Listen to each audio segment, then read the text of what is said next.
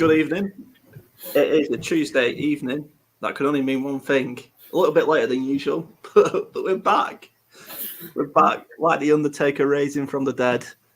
Like any other thing you can think of that equates to someone being back when they've been away for a long time. And joining me as usual is Robbie. How's it going, mate? Long time no see. We are good. When you say a little bit later than normal, do you mean 6 months or do you mean the time? Let's go with the time because, I mean, let's address the elephant in the room. We were away for a bit, mainly due to job changes and house changes and life changes for me. And obviously yourself, you've been very busy, Robbie. But the main thing is the Colts were shite. It's hard week in, week out talking about...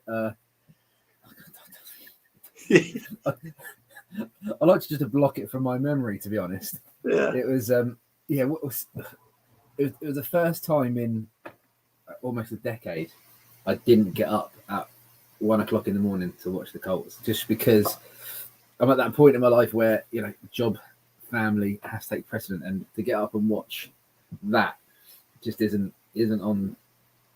okay anymore. I did. We will get into that as we recap the end of last season. We look forward to a new season, the new era. The time for Frank has gone, and the era Steichen begins. We'll be right back after this. You've all missed it. It's the intro.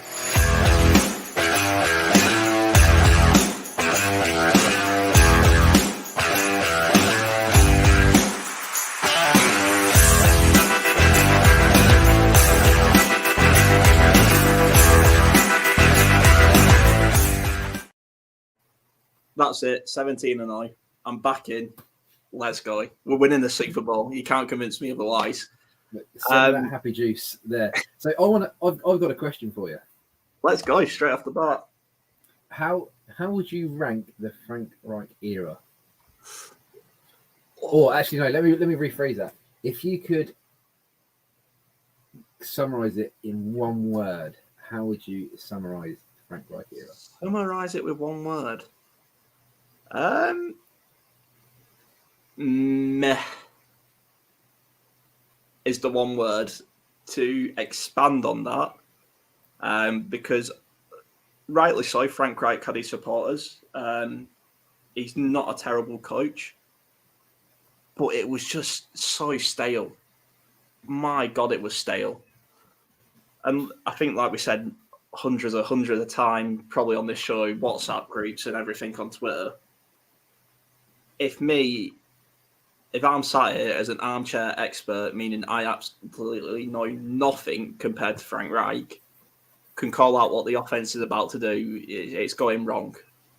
As we know, he bet on his guy, Prince Harry. That just...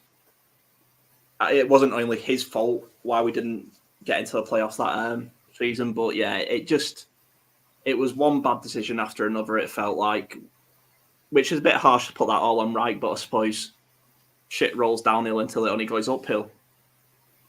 What about yourself? Beige. Yeah, vanilla. Yeah, it's just love. Like, he comes across a nice guy, but certainly just lacked that bit. And quite interesting to see. Obviously, I'm going to keep an eye on his career as you do. You know, same as Pagano when he moved on. You know, you wish him well, but I can't imagine the Panthers doing much this year.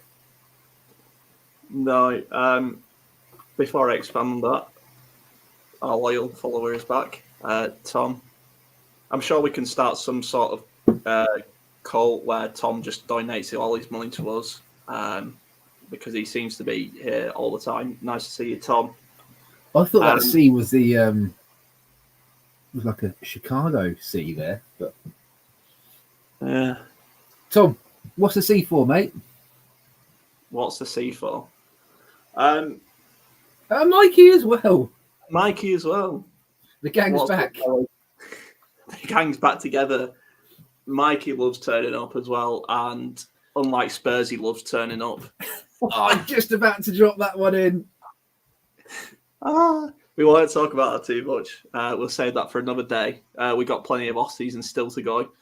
But the draft is rapidly approaching, much quicker than I thought. Some reason I thought it was next week. It's not. It's this week. It's Thursday, mate. Yeah. So let's recap on last season. God, yeah, I can tell I'm rusty at this. I've not done it for a while. So last season, Matty Ice thought, oh yeah, well, I don't think we were convinced. I said I will die on this hill that he was never going to be the guy. He was ruined. He was dead. Yeah. Matty Ice was dead. He just wasn't there. It was a pointless waste of money. Sorry to interrupt, but I did forget Tom is a Newcastle fan, isn't he? Anyway, carry on. Civil war's about to break out in the chat. Right, chaps, we're here to talk NFL tonight, okay? If you want to talk football, we can talk about how Arsenal under 18s are currently getting beaten by West Ham, but that would be unprofessional. So we're going to stick on a very brief, because I don't want to stay on last year too long, because for me, there wasn't a single positive come out of it as a Colts fan. The only positive that I saw out of it was that Bubba Ventrone's gone and got himself a proper job. Yeah, he has. I'll say, okay, a bit of a shit sandwich to sum up last year. Offense, horrendous. I've seen, the last time our offense was exciting was under Philip Rivers, and that's saying something.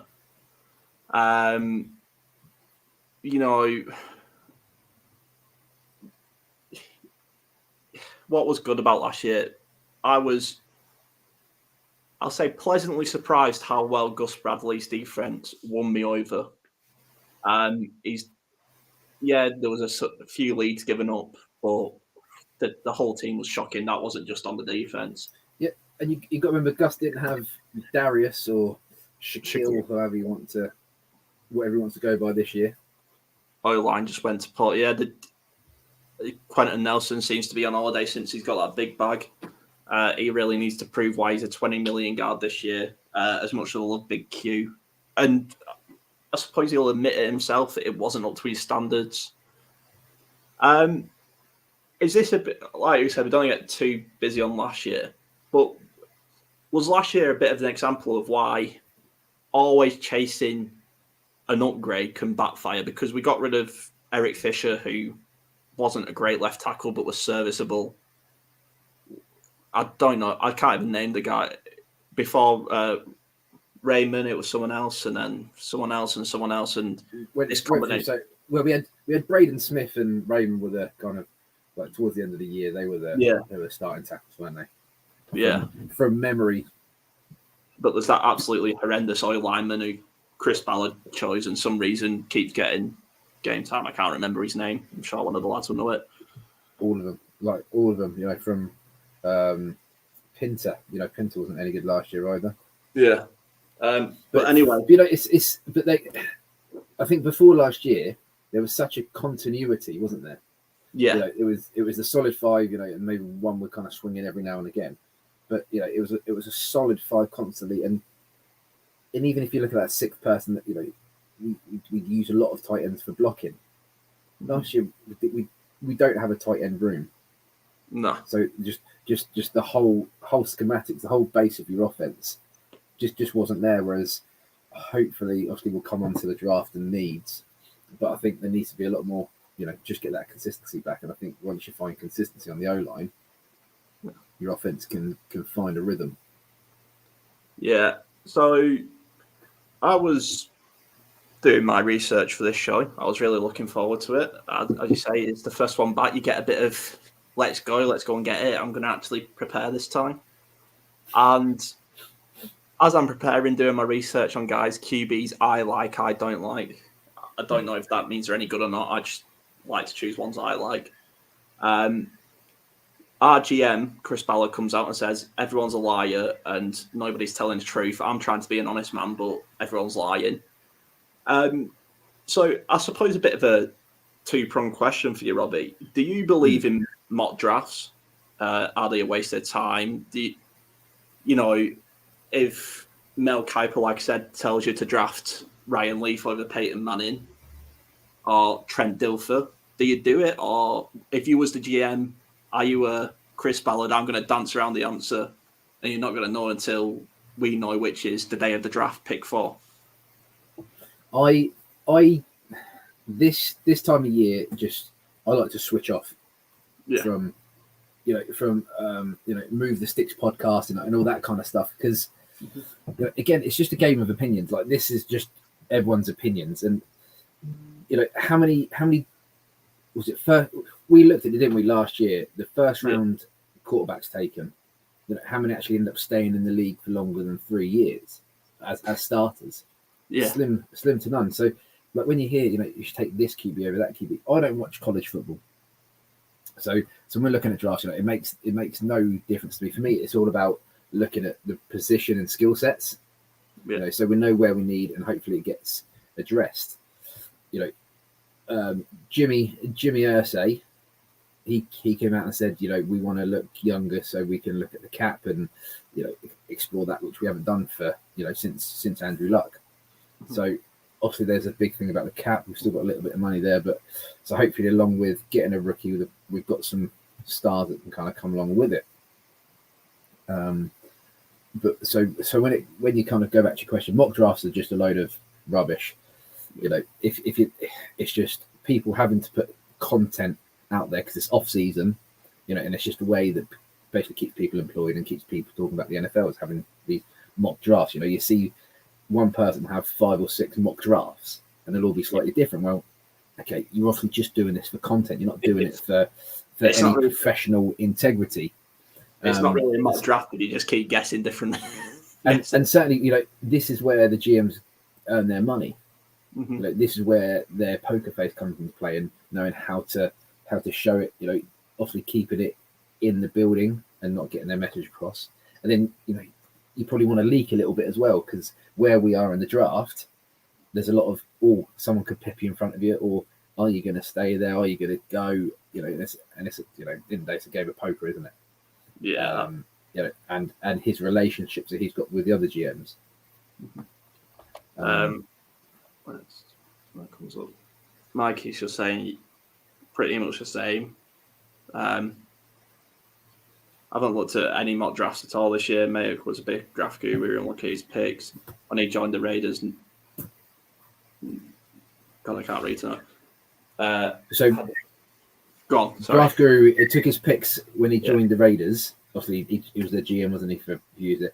But then none of them got the 5th-year option. So it just shows when he actually had the job how poor he was in it. So it's we sit here and we'll talk shit and we'll go on and talk about different positions, this and that, and it's all our opinions.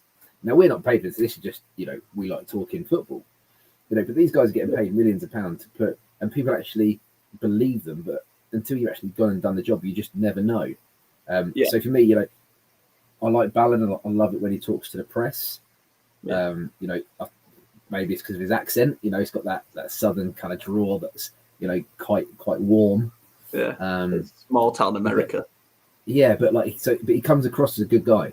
Yeah, and that's the most important thing in terms of are we getting fed rubbish? Like Jim Irsay tweeting last year, we're going to get 3 Super Bowls in the next 10 years or whatever it was. I'm like, Jim, still believe it. Put the whiskey down, buddy. Put that whiskey down. Sam Erlinger is taking us to 3 Super Bowls. Said it here. We can come on to kind of position needs, and let's leave Sammy the Slinger there for now. That's my what. How do you feel about this time of year? Because again, for me, just to reiterate, I hate it. It's nonsense.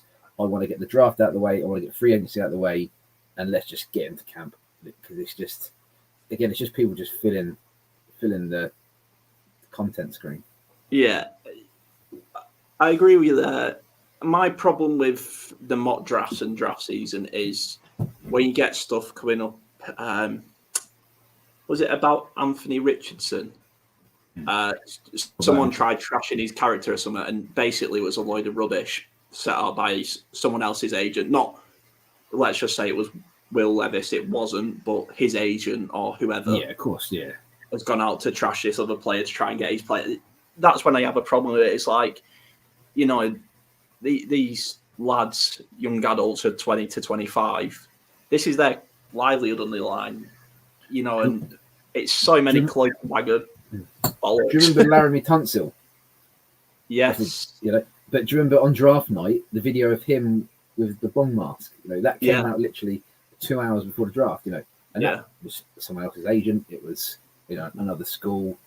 You know, it's mental to me.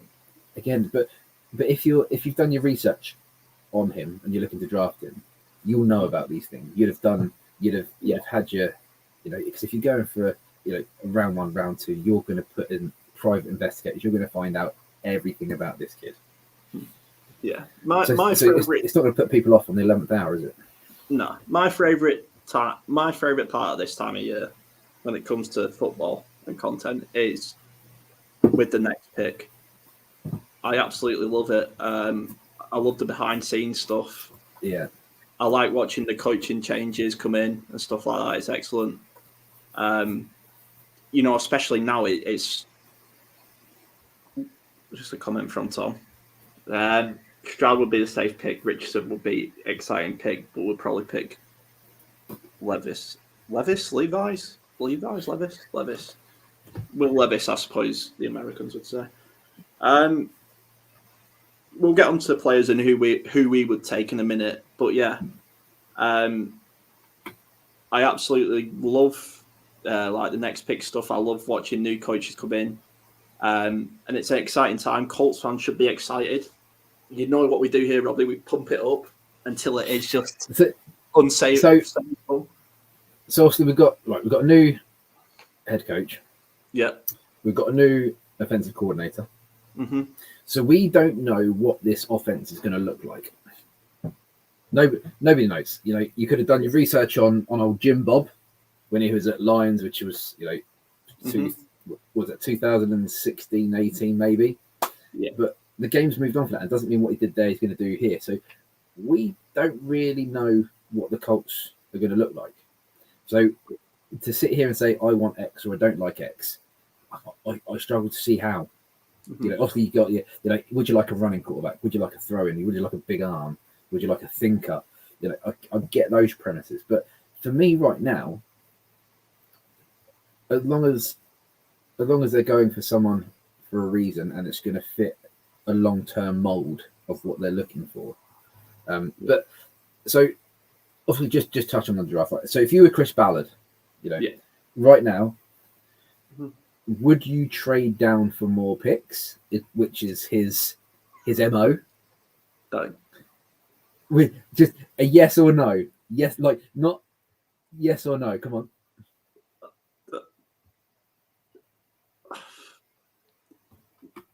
No, I wouldn't. I hate saying no because I personally don't think he can because of last season. Yeah. If last season went a bit differently, well, obviously we wouldn't be picking 4. But if, let's say, we was picking 2 because we were worse than worse last season, I think maybe he can trade down. But I think if he traded down, I think it'd be like that scene in Draft Day when Kevin Costner's like, yeah, there's fans outside the stadium calling for your head.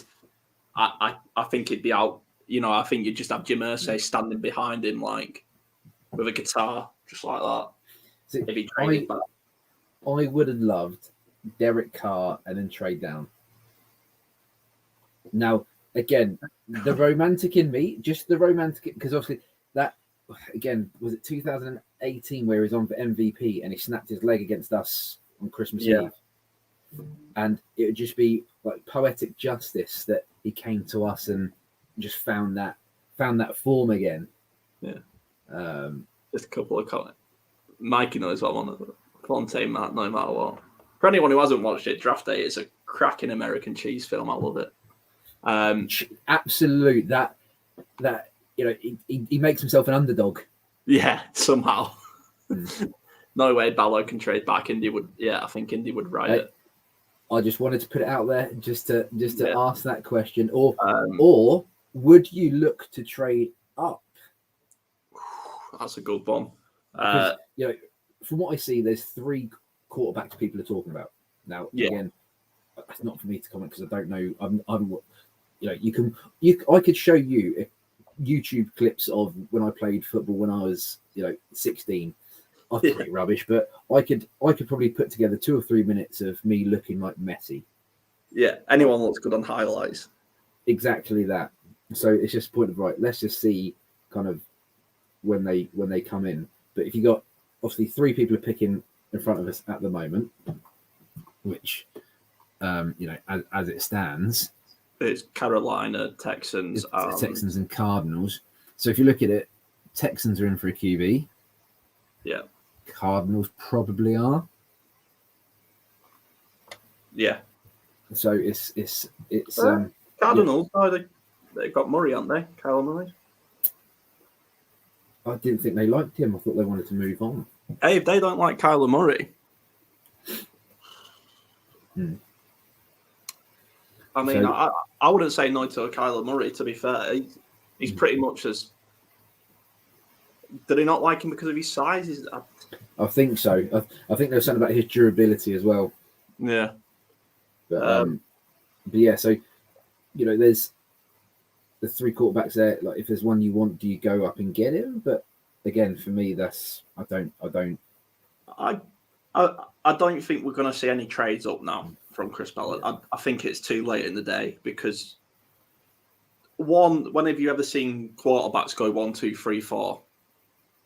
I can't remember a time when there's usually a defensive end, isn't there? Usually goes in there but if you look at our QB room at the moment, we've got 3 in there. Yeah, it's got Big Dick Nick, Super Bowl winner, Sammy Lee Slinger, your guy, future Super Bowl winner. Jesus, and my guy Gardner Minshew. Minshew. I only say my guy because I remember absolutely slagging him, not last year, the year before. And then he's like, oh, he's a Colt now. Oh, no. Just get to the chats. Cards just paid Murray for some reason. Okay. Might be tempted as they aren't QB needed. Yeah. Mikey also, not crazy, Robert, if they want to take Hooker for next year. It's possible. I don't think like an injury-prone player. You can't legislate for next year, though, can you? I think draft order goes. I think we'll have our pick of QBs minus Young, who will go to the Panthers at 1 because Texans and Cardinals will go defense. That's interesting. Again, the Texans might not be undersold on David Mills. He doesn't seem to be doing too badly for a Texans QB. And yeah, just Mike asking, do you think the Texans take a QB? Right, so the lads are chatting about it. We're dancing around the subject. Let's get into it. If we're talking 1, obviously Carolina, Frank Reich. I don't know if he just wanted to get one over on the Colts by trading up to 1. This might be a bit of a surprise because mainly it's draft season and I want to create content, like you said, and clickbait. I think Will Levis is a Frank Reich type of guy. Now, do I think he's a Carolina GM type of guy? No, because he's not a number 1 overall pick. But Frank Reich somehow sold Chris Ballard on Carson Wentz. So all I'm saying is, don't be surprised if Frank Reich. You wouldn't after track record. You wouldn't say, "Look, Frank, baby, come to me. You're going to be a head coach, and you can pick our QB." You're like, "No, I'm going to tell you who you're going to have." Yeah, but being realistic, I think it was Bryce Young. I think is pinned as number 1 at the minute. Yeah, Bryce Young.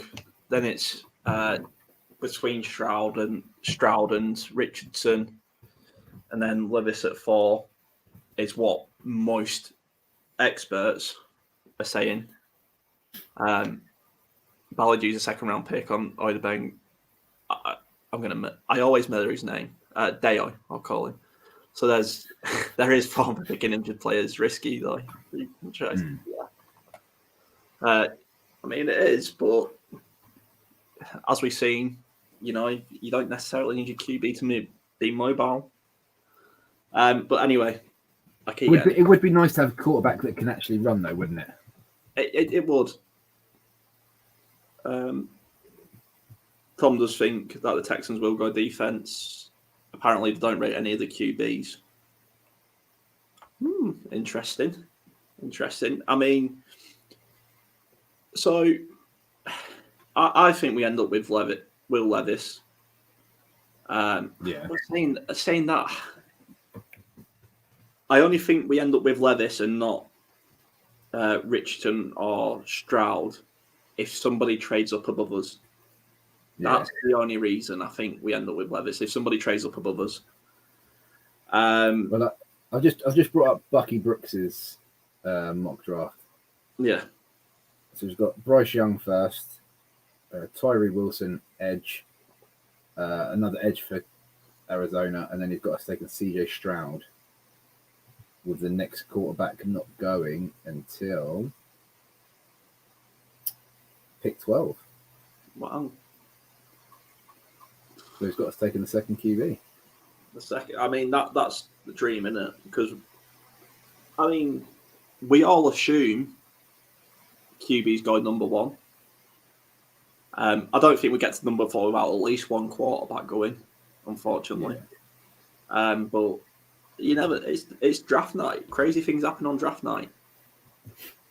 It's going to be nice to actually, because the last few years there's not been a need to watch the draft in the first night.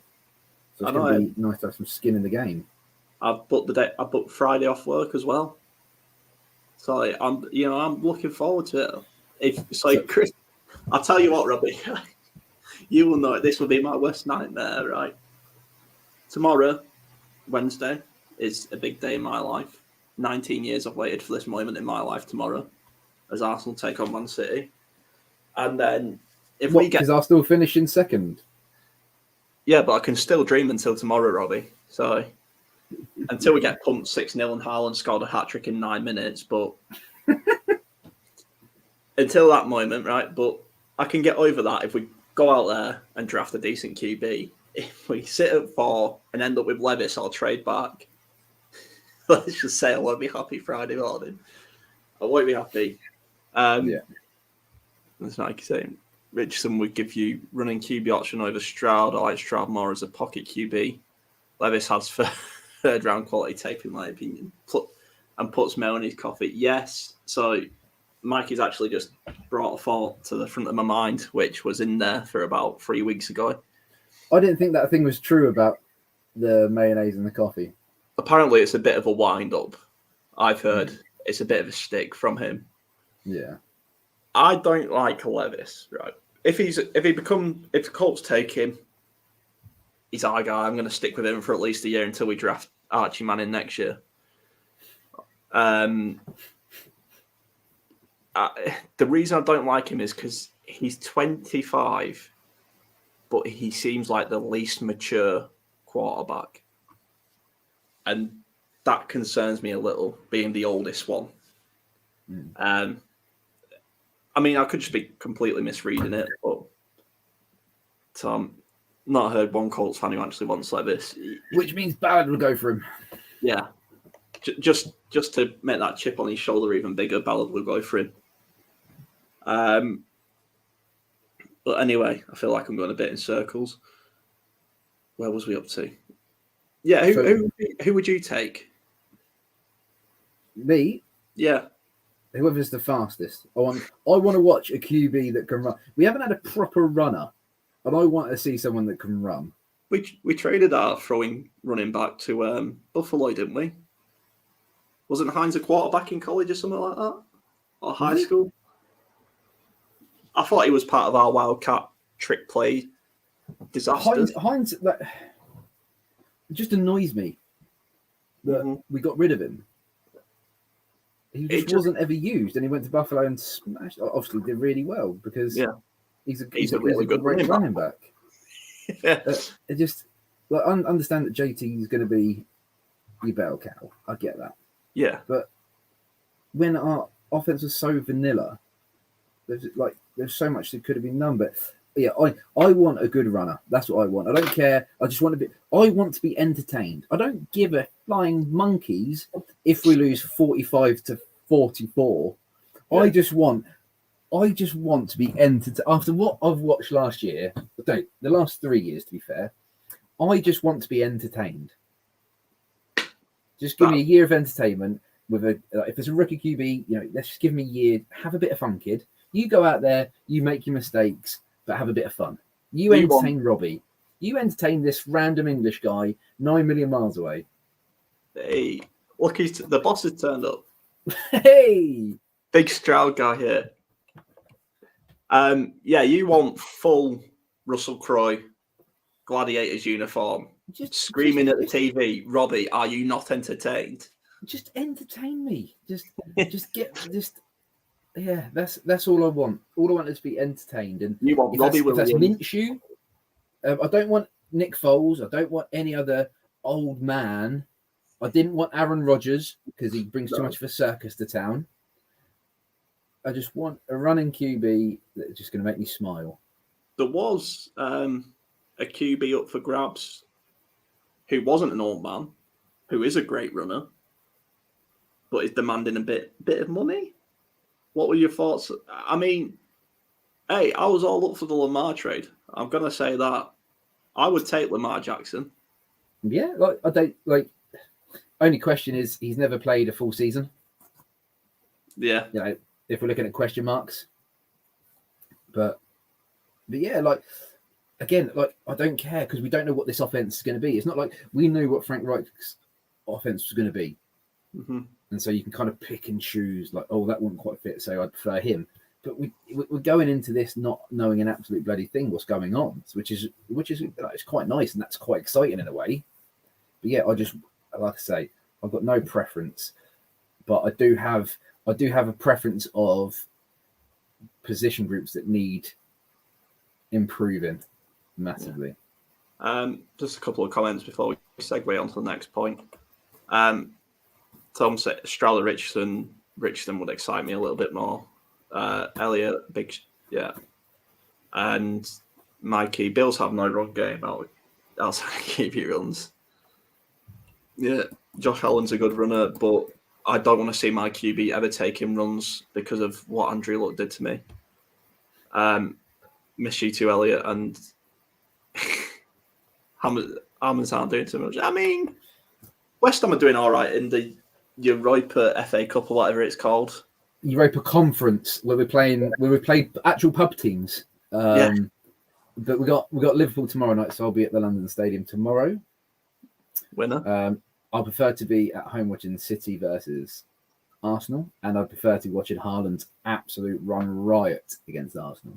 He's not getting past 2017 FA Cup Holdini, mate. But just a very quick thing, I've fallen out of love with Premier League football, and obviously I live in Luton, and my daughter plays for Luton Ladies. Yes. And so we go to watch Luton quite a lot. And that the Championship football is where it's at, mate.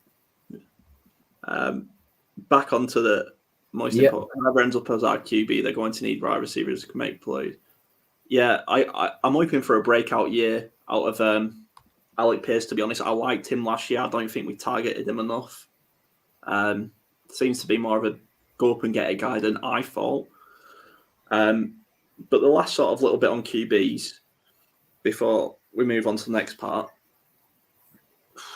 Whoever it is, like you say, we just want electricity. We want that feeling. You know what it's like in football. You'll have I think Antonio plays for West Ham, Martinelli plays for Arsenal. When these players get on the ball, you instantly just go, oh, and you sit up a little bit because you're like. I like the analogy, but when Antonio gets the ball, you think, fuck. I don't know West Ham well enough. I just know he terrorised Arsenal for 49 minutes. But just, yeah, it's like there's the old story about how when Peyton Manning used to walk onto the field, the RCA Dome would just fall quiet because everyone's in anticipation of a bit of magic. and that's all we're asking for from the Colts. Yeah, I get that. Are we going to look at some of the other position groups? We are. I just want to talk about our new head coach quickly. Yeah. What do you think? He seems to be a hybrid of Nick Sirianni and Frank Reich. That could either mean good or bad. I hope not. I hope he's his own man. But I watched him on Pat McAfee. Mm. I liked his interview because the last couple of times Colts franchise pillars, Carson Wentz, Matt Ryan, have gone on Pat McAfee. They've played into his games, and Shane was just giving him nothing. Gave him nothing. Just absolutely dead-eyed. Was very professional. And I like Pat, but as his job as a journalist, he's trying to probe, he's trying to pry. He wants headlines. Yeah. He wants to clickbait like anyone in this industry does. Not me. I just like the way he just dealt with the frat house mentality, shall we say, which I think others haven't managed to deal with. What do you think about our new coach? Because it was a bit out of the blue, 20-hour interviews on Zoom, 3 days, 9 rounds of coaching selection and all that jazz. I'd have heard someone that had experience. Mm-hmm. You know, he's been a offensive coordinator. Bruce Arians somewhere. What? Don't you dare put him up with Bruce. Absolutely, he hasn't got the opportunity to even lace BA's trainers. I'm not having that whatsoever. He can't even fathom BA's barbecue bib. BA had been around the block. Yeah. I'd say Bruce Arians probably had more coaching experience than how old our guy is. Like, he's only 37. you know, he's the same age as me, for God's sake. And that kind of like, what am I doing with my life moment? Who's the real winner? Exactly. You know, but again, he's offensive coordinator. So how much did he kind of do? You know, is he actually? I hope he doesn't play cool as well. Mm-hmm. I hope he leaves it onto old Jimmy Bob, just because I think what we've seen over the last few years with Frank Reich is that doing both didn't work out. And I don't like it when head coaches call the plays as well, but that's just me. But you know, he seems a little bit more in tune compared to what Reich was. Mm-hmm. Yeah, Frank Reich was a little too relaxed for me, not enough fire. Whereas, you know, there's a little flame behind his eyes, I guess I'd say. Yeah, you know, and that's what we want. Again, it just helps to be entertained. And now I know you've been dying to get onto it, so let's address positional needs. Positional need. I mean, it's weird because I haven't really looked at it because I'm more of just like, let's see what we've got in pre-season. Pre-season. Yeah, training camps. Training camps. I like to see what we got in them pre-season games. You know, I'm more of a give the guys who are going to be working in McDonald's in 6 weeks' time, just give them a chance, see if there's a hidden gem somewhere. So after all your digging, what did you find? Tight ends. Hate it. Hate them. Hated it last year.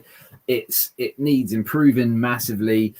Mo Ali Cox, nice little piece. Has a few little flurries here and there of nice catches, but you know, him, Jelani Woods, and Granson, that is not a tight end room that I want to be a part of.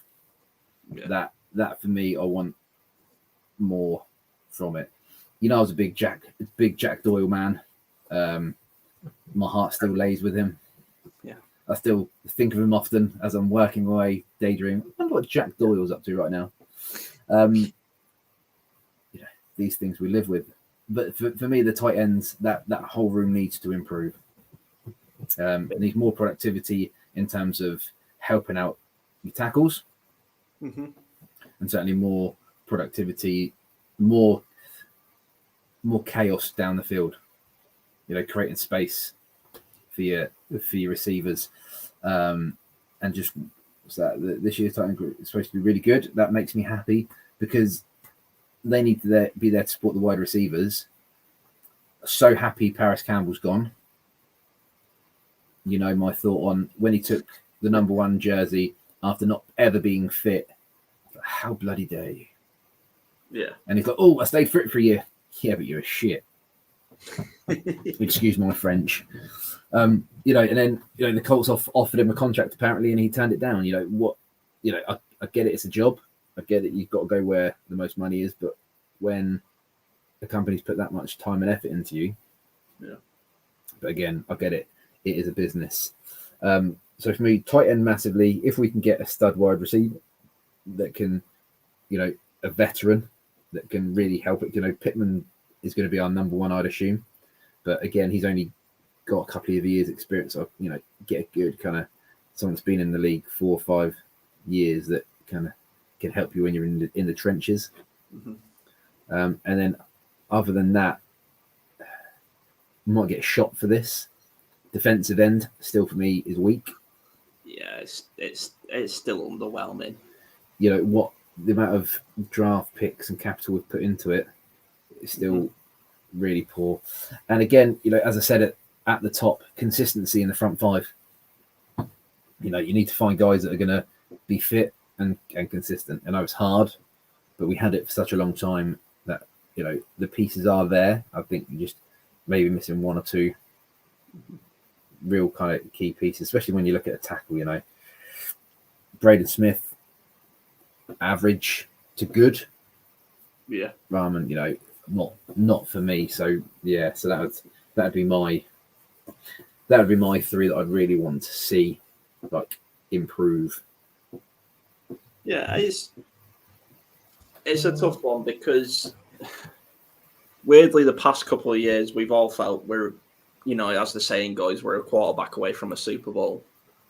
And we spent years drafting bits and pieces, not making any big moves, not really going for it.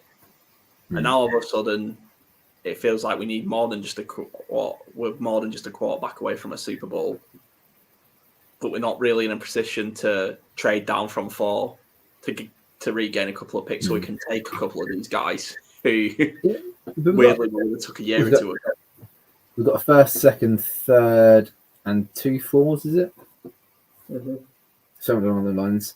So look, there's stuff there, and certainly there's enough in free agency. You know, you could pick how many tight ends have you never ever heard of? That then just boom, they're there.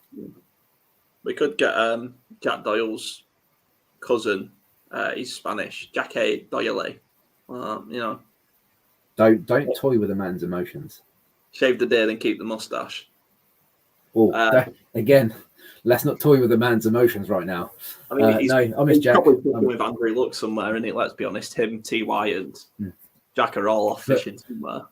But again, you know, that's all the negatives. But you look at the positive. You know, Buckner and Big Grove, sensational. Big Grove, man. I love Grover Stewart with all my heart. What a guy. Gutted to lose Bobby O. Mm-hmm. But that's life in the NFL. Yeah. Hopefully Darius has had a year basically to recuperate and get his head. We need him to be right this year. Yeah. I love Shaquille Leonard more than any player on this team. But can Kenny Moore play in this Gus Bradley system? Because obviously he had a quiet year last year. Yep. And then if we look at special teams, was it Matt Gay and Rigoberto? Yeah, we didn't go with Chase, which I think is a bit strange. He missed a couple, didn't he, down the stretch? Yeah. I wasn't disappointed with him as a kicker though. No, but you know they're going to need an extra kicker in camp. Yeah, and I suppose you know you lock that kicker down. That's a bit of stability there. Rigoberto, that again, you know, he's been around for a few years now. Is he, I don't know if anyone can answer this. Is he the longest serving Colt currently? Yeah, it has to be Quentin Nelson. No. Was Q before? I Really? feel like it's all on there.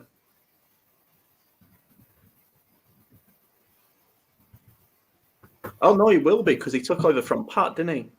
Yeah. And Pat retired in 2017 he started. Was it 2018 we drafted Nelson? Or 2016.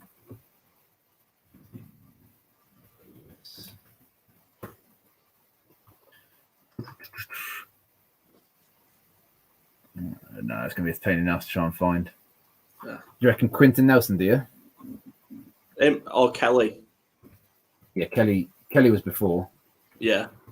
Ryan Kelly. Oh no, not the Scottish-born actor. There we go.